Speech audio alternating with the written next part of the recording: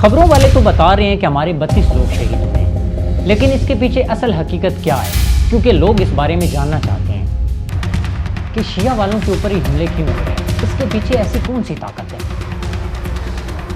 کیا آپ کو نہیں لگتا کہ اہل بیت کے ساتھ محبت کرنا آپ کو مہنگا پڑ رہا ہے، یا آنے والے وقت میں اس سے بھی مہنگا پڑ سکتا ہے؟ جب لوگوں کو اس بات کا پتہ تھا کہ ہمارے اوپر حملہ ہو چکا ہے، ہمارے لوگ شہید ہو چکے ہیں، لوگ شانہ بشانہ لاہور کی طرف پتنگ بازی کرنے کے لیے جا رہے تھے۔ السلام علیکم، تحفہ یا علی علیہ السلام مدد۔ میں اس وقت اسلام آباد ترلائی امام بارگاہ کے اندر موجود ہوں، جہاں پہ آپ نے سنا ہوگا کچھ دن پہلے اہل تشیع کی امام بارگاہ میں خودکش حملہ ہوا، جس میں بہت سارے لوگ شہید ہو گئے، بہت سارے لوگ ابھی تک ہاسپٹل کے اندر داخل ہیں۔ میرے سامنے علامہ بشارت حسین امامی صاحب موجود ہیں، ان کے ساتھ ہم ساری ڈسکشن کرتے ہیں کیا معاملہ ہوا۔ اچھا امام صاحب، آپ مجھے یہ بتائیں کہ اس وقت امام بارگاہ کے اندر کتنے لوگ موجود تھے؟ کیونکہ ظاہری بات ہے اتنے لوگ شہید ہوئے، اتنے لوگ ابھی تک زخمی ہیں، آپ مجھے یہ بتائیں کہ مومنوں کی تعداد کیا تھی؟ بسم اللہ الرحمن الرحیم۔ یہ اسلام آباد کے اندر مرکزی مسجد و امام بارگاہ قصر خدیجۃ الکبریٰ اور مدرسہ جو ہے جامعہ ولی الاسر، تو یہاں پر جس وقت جماعت ہو رہی تھی تو ہمارے یہاں بہت بڑی تعداد ہوتی ہے، چونکہ اس وقت یہ حادثہ ثانیہ ہونے کے بعد سے جس وقت بند ہے، تو ہماری تعداد جو ہوتی ہے یہاں پر چونکہ بہت سارے بڑے ادارے موجود ہیں، بہت بڑی یونیورسٹیز موجود ہیں، کالجز ہیں اور باقی ادارے موجود ہیں، تو اس کی وجہ سے یہاں پورے پاکستان کی نمائندگی ہوتی ہے، تو ہماری تعداد یہاں جمعے کے ہزاروں میں ہوتی ہے۔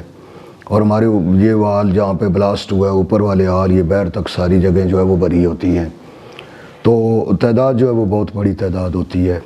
اور جہاں تک اس بات کا تعلق ہے تو میں جس وقت اوضاع علمیہ سے فارغ التحصیل ہو کر یہاں پر آیا، تو اس کے بعد میں نے 1992 میں 92 کے اندر جو ہے یہاں پر آ کر اس کی بنیاد رکھی تھی۔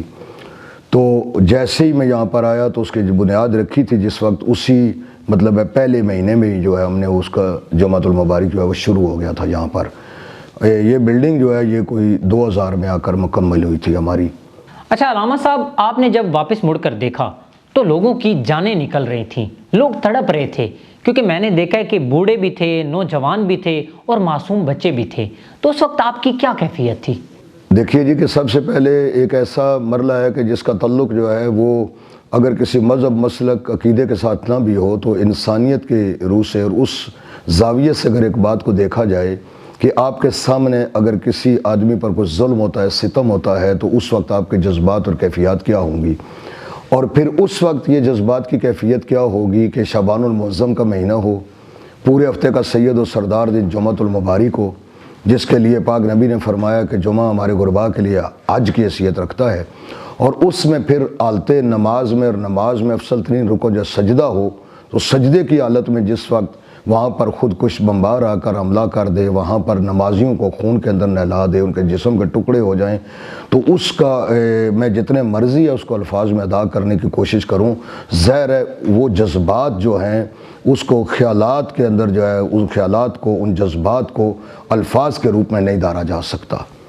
لیکن کیفیت ایک ایسی تھی کہ اب یوں سمجھیں کہ جیسے جس وقت دیکھا کہ پہلی رکعت جو ہے اس کا پہلا سجدہ تھا، تو وہاں جس وقت جیسے ہی بلاسٹ ہو گیا، پہلے یہاں پر اس نے حملہ کیا گیٹ کے اوپر، ہمارے جو سیکورٹی گارڈ تھے ان دونوں کو مارا ہے اس نے، اس کے بعد پھر وہ اندر داخل ہوا ہے، تو جب اندر داخل ہوا تو اتنی دیر میں جب اسے بلاسٹ کر دیا، تو جب ہم نے پیچھے مڑ کر دیکھا تو اتنی دیر میں اندر جو ہے لاشیں بکھرے پڑے ہیں، اعضاء بکھرے پڑے ہیں، چیخ و پکار کی صدائیں ہیں، اور زخمی جو ہیں وہ سینکڑوں کی تعداد میں زخمی پڑے ہوئے ہیں، لاشیں جو درجنوں کے حساب سے وہاں پر پڑے ہوئے ہیں وہاں بھی، اور یہ بیر والے سین میں بھی اسی طرح پڑے ہوئے ہیں۔ تو ان کو میں نے عرض کیا ہے کہ چونکہ الفاظ کا جو ہے وہ سہارا نہیں لیا جا سکتا، الفاظ کم پڑ جاتے ہیں اپنے جذبات کا اظہار کرنے کے لیے، یا اپنی بات یا اپنا معافی ضمیر جو ہے وہ پہنچانے کے لیے، تو یہ وہ فعل ہے، یہ وہ کام ہے کہ جس پر انسانیت وہ شرما گئی ہے۔ علامہ صاحب، یہاں پہ لوگ 5 وقت کی نماز ادا کرنے کے لیے آتے ہیں، کوئی آپ کا ایسا دوست جو اس حملے میں شہید ہو گیا ہو جس کا افسوس آپ کو سب سے زیادہ ہو؟ جی جہاں تک اس بات کا تعلق ہے جی، وہ سارے ہمارے چونکہ قریبی ہیں، سارے کے سارے وہ سارے ہمارے جگر کے ٹکڑے ہیں، وہ جتنے دنیا سے گئے ہیں، جتنے شہداء ہیں، وہ ہمارے ماتھے کا جومر ہیں، ہمارے سر کا تاج ہیں. تو ان میں سے یہ نہیں کیا جا سکتا کہ مطلب ایک زیادہ قابل ترجیح ہے اور دوسرا کم، بالکل اس طرح نہیں ہے. چونکہ مدت مدید گزر گئی. مثلاً آپ 92 سے حساب لگائیں کہ اگر پہلے دن سے جو شخصیات آ رہی ہیں اور ابھی وہ دنیا سے نہیں گئی تھیں، تو اب کیا کیفیت ہوگی کہ پوری زندگی جن کے ساتھ گزر گئی ہے، اٹھنا بیٹھنا، محافل میں، مجالس میں، سفر میں، ازہر میں جن شخصیات کے ساتھ رہے ہوں، تو کتنی ان کے ساتھ جو ہے وہ قربت ہوگی، کتنی ان کے ساتھ یادیں وابستہ ہوں گی. تو یہاں پر یہ پوزیشن تھی کہ جو شخصیت اللہ کا کوئی کرم تھا، معصومین علیہ السلام کی تائید تھی کہ جو شخصیت یہاں پر ایک مرتبہ تشریف لاتی تھی، تو مثلاً اگر دادا آ رہا ہے تو وہ کوشش کرتا ہے اس کا بیٹا آئے، اس کا پوتا آئے، یعنی اس طرح ہوا ہے. صحیح، کیونکہ حملے میں ہونے والے شہید تو بہت زیادہ تھے. کوئی ایسی فیملی جس کے بہت سارے لوگ شہید ہو گئے ہوں؟ جی، اس میں ایک تو جو ہماری مری کی جو شخصیات ہیں، اس فیملی کی شخصیات جو زیادہ شہید ہوئی ہیں. پھر اس کے علاوہ ہماری جو تعداد ہے وہ یہاں کی سب سے زیادہ جو ہے مقامی ترلائی کی ہے. یعنی تقریباً 8 شخصیات جو ہیں فقط ترلائی کلاں کی، اسلام آباد کی جو ہے وہ درجہ شہادت پہ فائز ہوئی ہیں. اور پھر اس کے علاوہ ڈیرہ اسماعیل خان سے، یعنی جس وقت آپ کو پتہ ہے پے در پے دہشت گردانہ حملے ہوئے، خاندانوں کے خاندان جو ہے وہاں پر اجڑے ہیں، دہشت گردوں نے اجاڑے ہیں. اور اس کے بعد یہ ایک مرتبہ ہوا تھا ڈیرہ اسماعیل خان کے اندر کہ وہاں پر جس وقت ایک دہشت گردانہ حملہ ہو گیا، جس وقت شہید ہو گئے، تو شہید ہونے کے بعد یہ ہوا کہ دوسری مرتبہ اس نے اعلان کیا کہ ہاسپٹل میں پہنچے، وہاں پر خون کی ضرورت ہے. پھر ہاسپٹل جا کر اس نے ایک دوسرے دہشت گرد نے اپنے آپ کو بلاسٹ کیا تھا. اس کے بعد ایک ایسی مطلب بیوہ ہماری، وہ ماں، وہ بہن، تو جس نے اپنے 2 اس وقت یتیم بچوں کو لیا، کہا کہ ڈیرہ اسماعیل خان غیر محفوظ ہو گیا، ہمارے خاندان اجڑ گیا، ہمارا کوئی نہیں بچا، میرے 2 بچے بچے ہیں. تو اسلام آباد ایک پرامن جگہ ہے، ہم اس جگہ پر لے کر جاتے ہیں. تو وہ بیوہ ماں جو ہے وہ اپنے 2 بیٹوں کو لے کر یہاں آ گئی، اور وہ دونوں بیٹے، ان کے جوان بیٹے یہاں پر شہید ہو گئے. خبروں والے تو بتا رہے ہیں کہ ہمارے 32 لوگ شہید ہوئے ہیں، لیکن اس کے پیچھے اصل حقیقت کیا ہے؟ کیونکہ لوگ اس بارے میں جاننا چاہتے ہیں. یوں تو جی سارے جو ہے وہ شہیدی ہو گئے ہیں. مطلب اس وقت یہ ہے کہ جو ہاسپٹل کے اندر پڑے ہوئے ہیں 7 تو ویسے بھی وہ ہیں جن کی انتہائی کرٹیکل پوزیشن ہے. ایک بچہ کل شہید ہو گیا تھا اور ایک بچہ آج دوبارہ شہید ہوا ہے. تو اس وقت تک اس طرح تو شہداء کی تعداد جو ہے وہ 35 ہے، لیکن بہت سارے وہ ہیں جو بہت سیریس حالت میں ہیں، اور ان میں بالخصوص 7 ہماری ایسے بچے بھی ہیں جس میں جوان بھی ہیں. وہ 7 اور تعداد ہے کہ جو مولا کرم فرمائے، پروردگار ان کو شفاء کلی عطا فرمائے.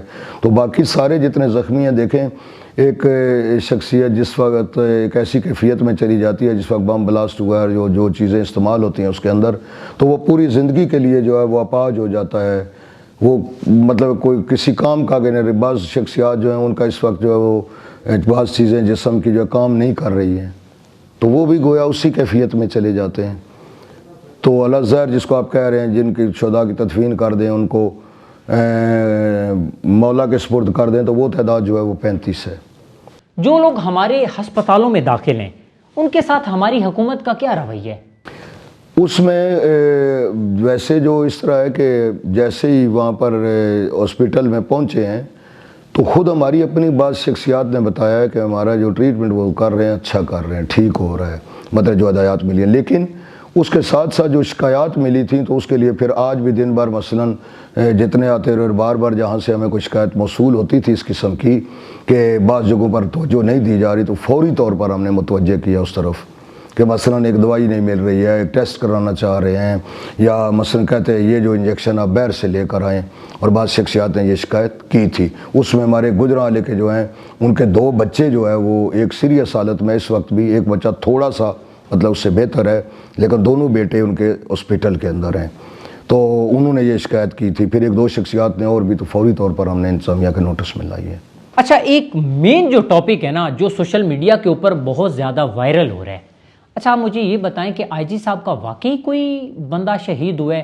کیونکہ لوگ یہ سمجھتے ہیں کہ جب بھی کوئی اس طرح کا واقعہ ہوتا ہے تو حکومت جو ہے وہ اپنی دخل اندازی کرنے کے بعد کوئی اپنا مین کوئی بندہ لسٹ کے اندر شامل کر کے اس معاملے کو ٹھنڈا کرنے کی کوشش کرتی ہے.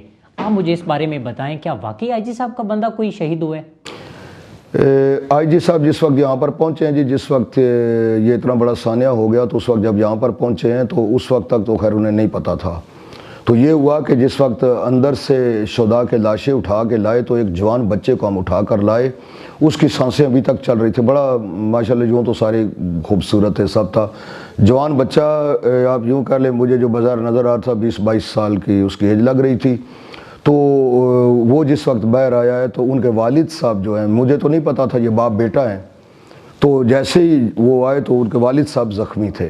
جب ان کے والد صاحب زخمی تھے تو اتنی دیر میں وہ آئی جی ان کے پاس آئے ہیں تو انہوں نے تعارف کرایا کہ یہ میرے رشتے میں کیا لگتے ہیں. اتنی دیر میں اس بچے کی سانسیں ختم ہو گئی، والد صاحب کو نہیں پتا تھا. جب وہاں پہنچے ہیں تو انہوں نے کہا کہ میرا یہ بچہ ہے. ان کے والد نے کہا یہ میرا بیٹا اور میرا ایک ہی بیٹا تھا، میرا اکلوتا بیٹا تھا جو میری آنکھوں کے سامنے شہید ہو گیا، باپ زخمی ہے. تو وہیں پر پھر کھڑے ہو کر آئی جی صاحب نے کہا یہ میرے فرسٹ کزن ہے. اور پھر بار بار جو ہے وہ چیز بھی آئی ہے. پھر انہوں نے بار دیکھا، انہوں نے کہا جی ہم چونکہ سب کے لیے ہمارا ترجیح تو نہیں ہے اس طرح کی، بار بار کہ یہ میرا فرسٹ کزن ہے. انہوں نے بھی بتایا ہے کہ یہ ان کا فرسٹ کزن ہے، ان کے والد صاحب نے بھی. آپ کو کیا لگتا ہے کہ شیعہ والوں کے اوپر ہی حملے کیوں ہو رہے ہیں؟ کیونکہ ہم نے دیکھا کہ آئے دن کوئی نہ کوئی حملہ ہوتا ہے، اس کے پیچھے ایسی کون سی طاقت ہے؟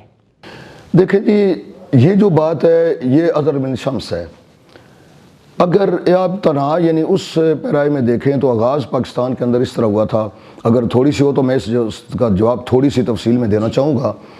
پاکستان کے اندر جس وقت دہشت گردی کا سلسلہ شروع ہوا تو یہ پاکستان میں جس نے شب خون مارا تھا اس آمر نے، اس ڈکٹیٹر نے، ضیاء الحق نے. اور یہاں راولپنڈی کا ایک محلہ ہے ڈوگ کھبا اس کو کہتے ہیں، اس کا نام ہے. تو ڈوگ کھبا سے ایک اتھوڑا گروپ سامنے آیا تھا تو وہاں سے ایک سلسلہ شروع ہوا دہشت گردی کا.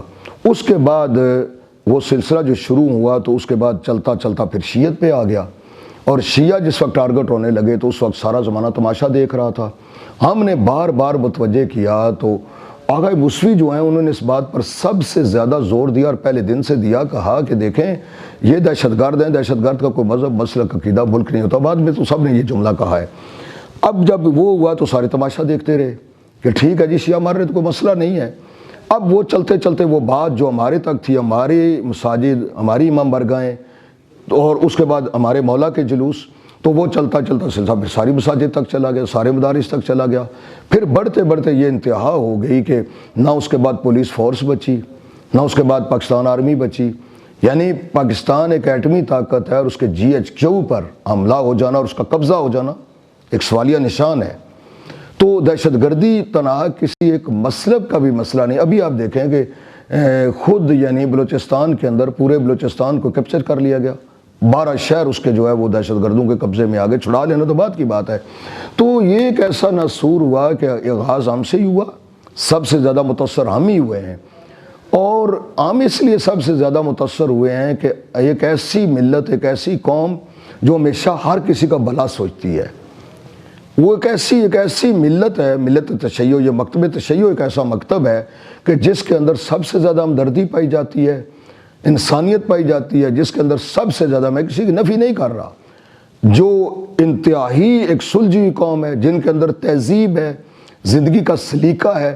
اس لیے پھر ان کو ٹارگٹ کیا گیا. تو 2 وجہ ہیں سب سے زیادہ آپ کو ٹارگٹ کرنے کی. میں نے متعدد فورمز پہ یہ بات کی ہے، باہر کسی واقعہ سے جٹلا سکتا ہے، لیکن آپ کو جو سزا دی جا رہی ہے وہ 2 چیزوں کی دی جا رہی ہے. ایک تو یہ کہ پاکستان نظریہ اساسی کی بنیاد پر مرز وجود میں آیا کہ ہمارا جو ہے بانی پاکستان نے کہا تھا کہ ہم اس لیے ایک ملک بنانا چاہتے ہیں کہ جہاں اپنے عقیدے کے مطابق زندگی بسر کر سکیں. تو بانی پاکستان چونکہ مسلک کے لحاظ سے، پاکستان ایک مسلکی اسٹیٹ تو نہیں ہے، بانی پاکستان مسلک کے لحاظ سے شیعہ اثنی تھے. راجہ محمود آباد جس کی پوری دولت پاکستان پہ لگی وہ بھی شیعہ اثنی تھے. گورنر جنرل اس وقت علامتی تنخواہ لیتے تھے قائد اعظم. ایک چوکیدار چپراسی سے لے کر گورنر جنرل تک جس نے سب کو تنخواہیں دی ہیں وہ راجہ محمود آباد ہیں. یہ تاریخ ہے، اس کو آپ نہیں جھٹلا سکتے، اس کو آپ رد نہیں کر سکتے. تو چونکہ پاکستان بیسیکلی بنایا ہی شیعہ نے، اور تو فکر کس نے پیش کی؟ بانی پاکستان کے لیے علامہ اقبال نے. وہ بے آل محمد تھے اور وہ مسلک کے لحاظ سے اہل سنت تھے. تو پاکستان شیعہ اور سنی دونوں نے مل کر بنایا. تو 2 کام ایسے ہیں کہ پاکستان کے خلاف آپ کچھ نہیں کر سکتے، یہ ہماری دھرتی ماتا ہے، یہ ہماری ماں ہے، ہم اس کے بیٹے ہیں۔ اور دوسرا یہ کہ آپ چونکہ کہیں پر بھی یہ پیدا نہیں ہونے دیتے کوئی شیعہ سنی مسئلہ ہے، اس لیے دشمن پھر آپ کو ٹارگٹ کرتا ہے کہ کہیں نہ کہیں ان کو کارنر کیا جائے، سائیڈ لائن کیا جائے۔ آخر یہ کب تک لاشیں اٹھاتے رہیں گے؟ کہیں تو ان کو ایک ہوئے گی، جیسے اب ملت میں ہو رہا ہے لگاتار، مثلا اس وقت بے انتہا ہم پر پریشر ہے، بے انتہا پریشر ہے، طرح طرح کی سوشل میڈیا میں چیزیں چل رہی ہیں، لیکن اس کے باوجود چونکہ ہم نے دانش و بینش کے ساتھ فیصلے کرنے ہیں نا، ہم نے یہ دیکھنا ہے کہ اگر مثلا پاکستان بنایا جب ہم نے ہے، پاکستان ہمارا ہے، اور پاکستان پر قربانیاں جو سب نے دی ہیں، تو یہ دشمن کو دہشت گرد کا کیا لگا ہے پاکستان پر؟ اس کے آباء و اجداد کا کیا لگا؟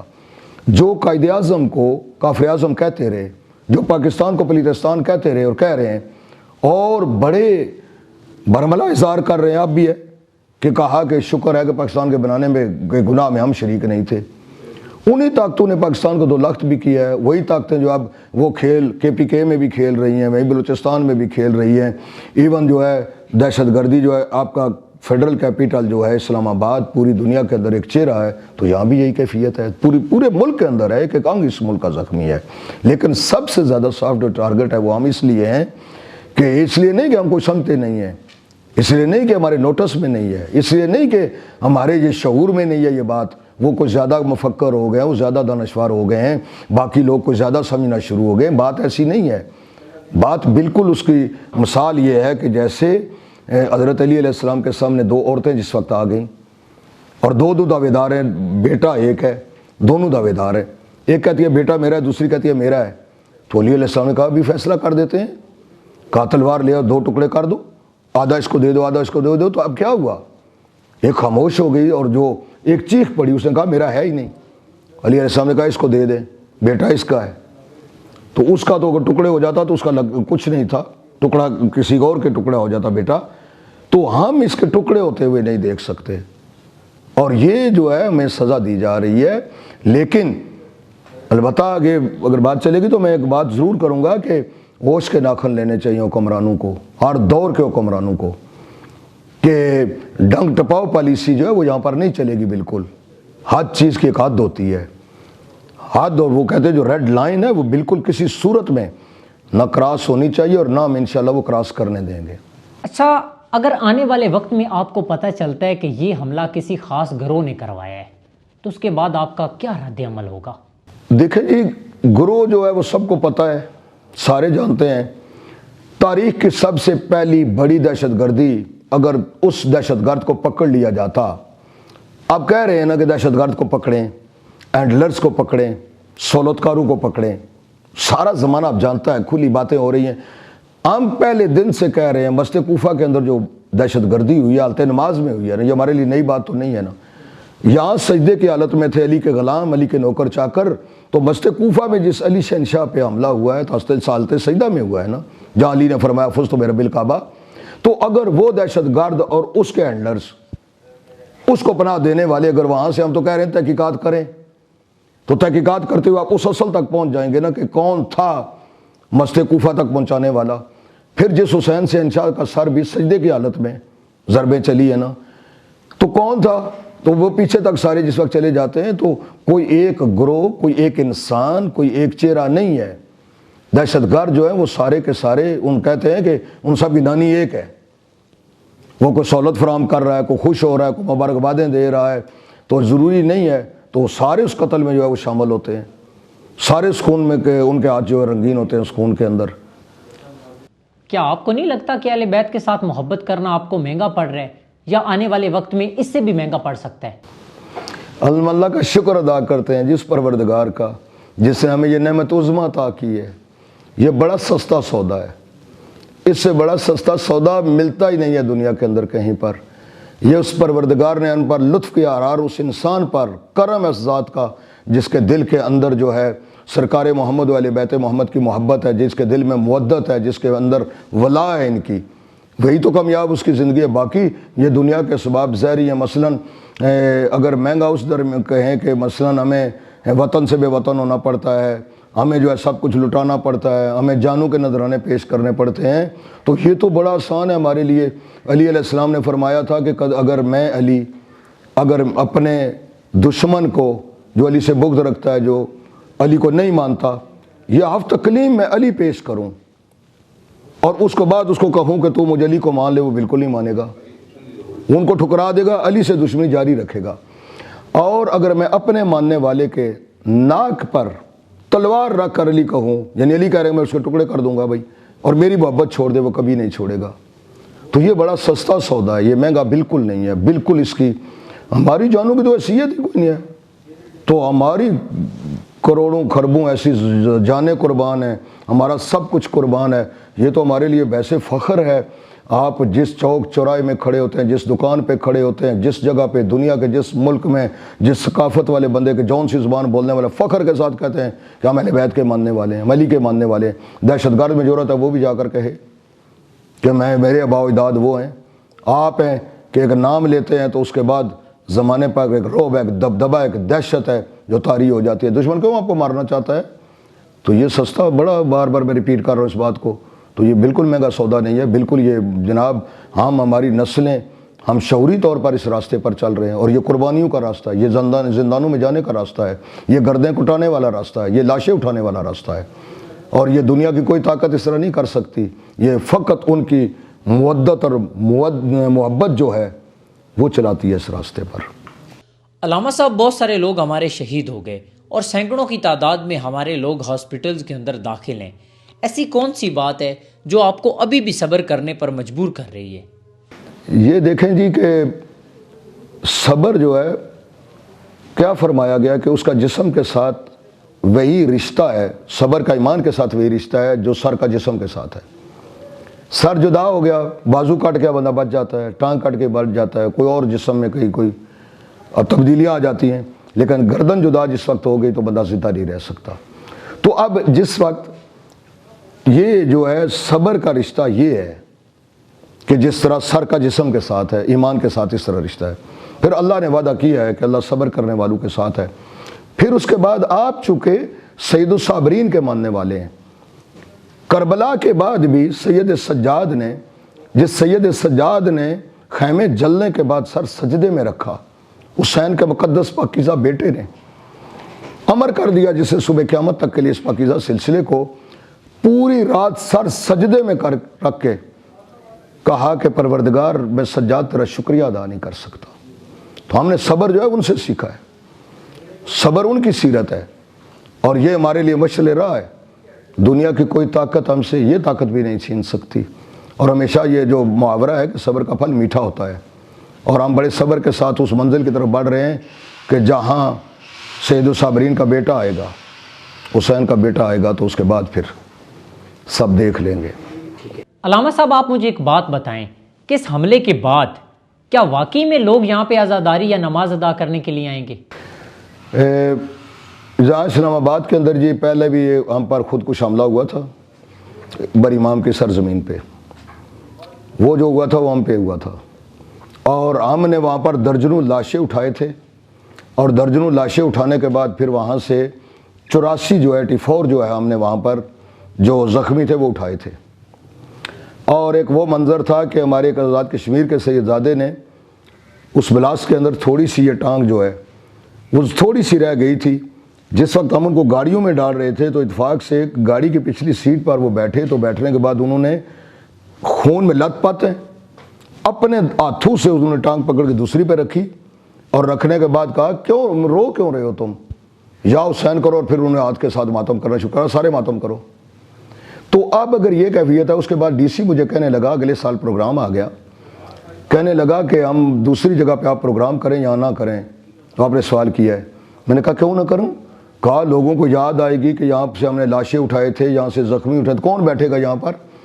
میں نے کہا آپ اس کی فکر نہ کریں، یہ لاشیں اٹھانا، یہ زخمی ہونا اور یہ زندانوں میں ڈالا جانا، یہ بار بار صوبتیں برداشت کرنا، تکالیف اٹھانا، آزمائشوں سے گزرنا، مراحل سے گزرنا، یہ ہماری وراثت ہے، ہم اس وراثت کے امین ہیں۔ میں نے کہا کھڑے رہیے گا، میں نے ڈی سی کو مخاطب کر کے میں نے کہا کھڑے رہیے گا اسلام آباد ڈی سی کو۔ حیرت میں وہ ڈوب گیا کہ جو پنڈال ہم شاید 2-3 گھنٹوں میں جا کر بھرتا تھا 1 گھنٹے کے اندر بھر گیا تھا۔ تو ہم ڈرنے والے نہیں ہیں، ہم یہ اس کا صبر کا مطلب کب ڈرنا ہے وہ استقامت ہی اصل اس بندے میں ہے کہ جو سب کچھ کر کے اس کے بعد کھڑا رہتا ہے، یہ وہ قوم ہے۔ اچھا علامہ صاحب، مجھے ایک بات پر بہت افسوس ہوا اور میرا دل خون کے آنسو اس وقت رو رہا تھا جب لوگوں کو اس بات کا پتہ تھا کہ ہمارے اوپر حملہ ہو چکا ہے، ہمارے لوگ شہید ہو چکے ہیں، ہمارے لوگ وہاں پہ تڑپ رہے ہیں، لیکن اس کے باوجود لوگوں نے اپنی خوشی کی قربانی نہیں دی۔ لوگ شانہ بشانہ لاہور کی طرف پتنگ بازی کرنے کے لیے جا رہے تھے۔ آپ ان کے بارے میں کیا پیغام دینا چاہتے ہیں؟ دیکھیں جی، یہ تو لوگوں کو جو ہے وہ خود سوچنا چاہیے۔ ابھی آپ بسنت کی بات کر رہے ہیں، ایک ثانیہ ہوا اور اس پر ہو رہا ہے۔ میں نے خود اپنی آنکھوں سے، جہاں 10 محرم کو ظاہر ہے قیامت کے لمحات، اس کا تعلق جو ہے وہ کسی مذہب مسئلے کے ساتھ تو نہیں ہے۔ حسین رب کا ہے، حسین سب کا ہے۔ حسین محسن دین و شریعت ہے۔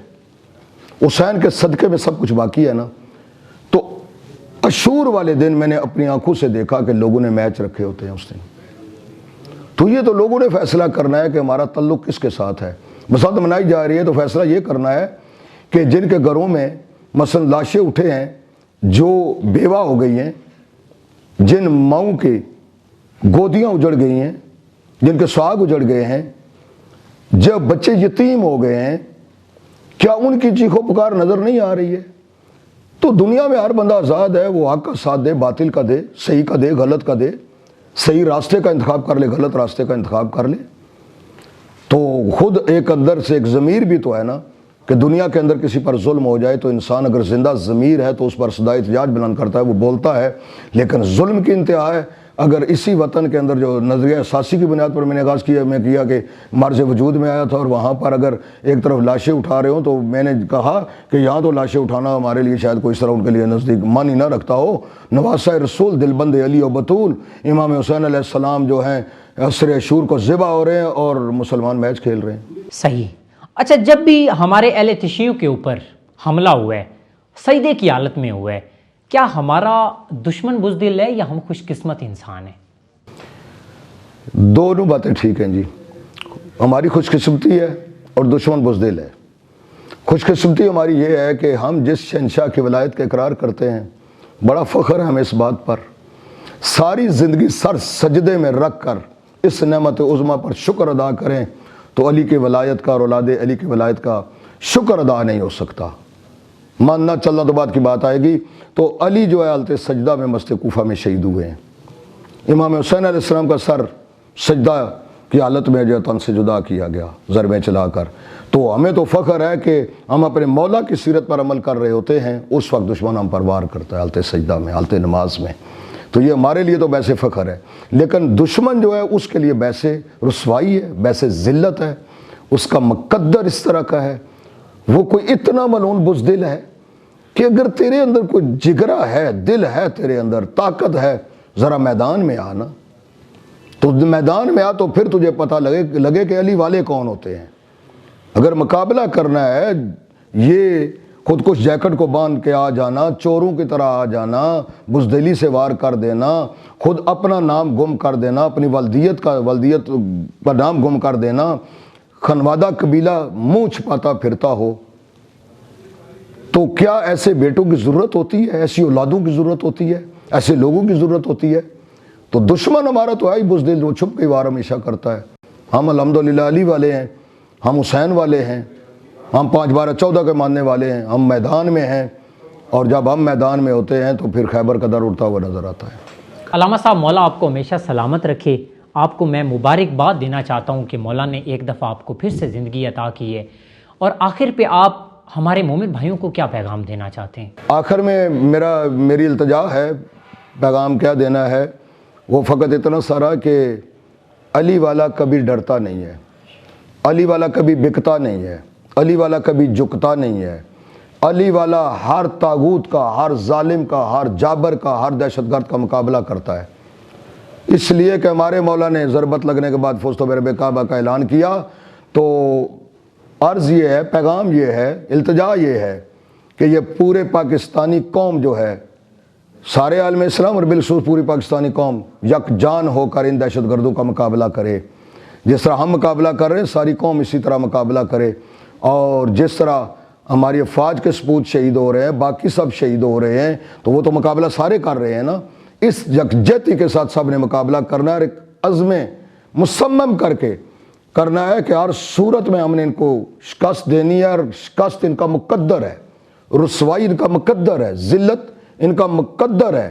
یہ انشاءاللہ اسی ملک کے اندر منہ چھپاتے پھریں گے، ان کا کوئی پرسان حال نہیں ہوگا، ہر جگہ علی علی اور حسین حسین ہوگا، اور ہو رہا ہے۔